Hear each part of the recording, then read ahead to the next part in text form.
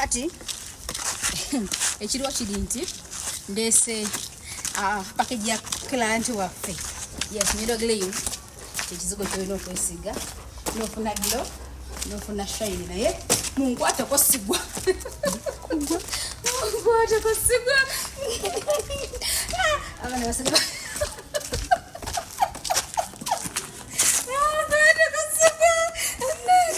eno wali ebinyo nyati bamujaga batabanya kutambuza nkondo mukwano sibuta yakugwa nedda mikwano sibuta kutambuza nkondo naye ekintu kiri nti ebinya byeno biki bindi muko naye abasobodde nkwatako sigwa twakudeleveringira kantu waffe olwaleero eno paka gitumuleetedde amana kagamugirese wala tunamalako.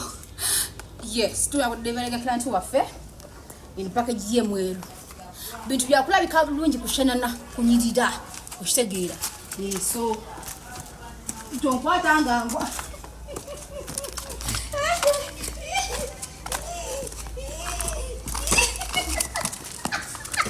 yo kugagwe na content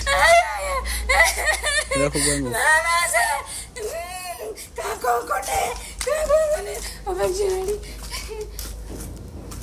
Rachel yakwita tambira mwembwa zenti embwa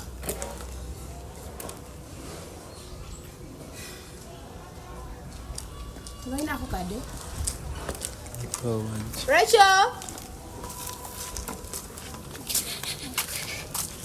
Boko zino zibamboko izo zibambwa waliyo embwa kibasi mukubire mukubire zisitwa kati nene mpampa ne full star najaba denjiraba ogo ogudde bibyo sisi ogo ogudde bibyo ngo yesimidde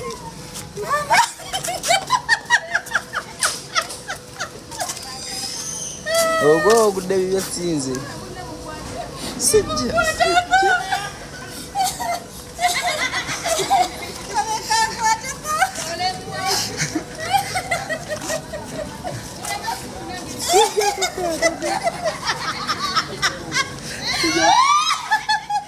sijako baka otuuka sijako kwatako paka otutuuka sikwatako kale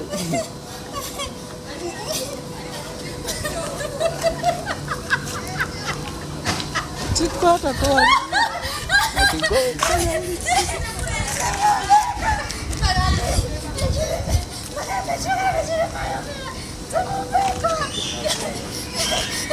Oleta mzee gigemu.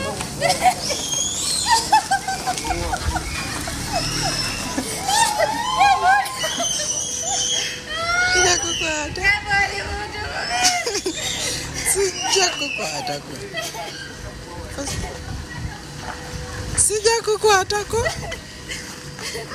Nikakondo wo.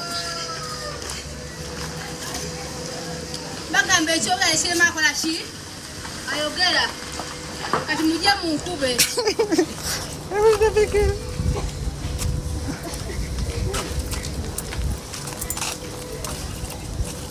Mzee nono mwana tu.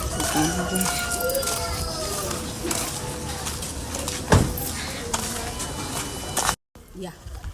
Ayala kulabika bulungi. Ayagala kola skin ya malayo. Ogenda kosa Nyondo Glue. Yes.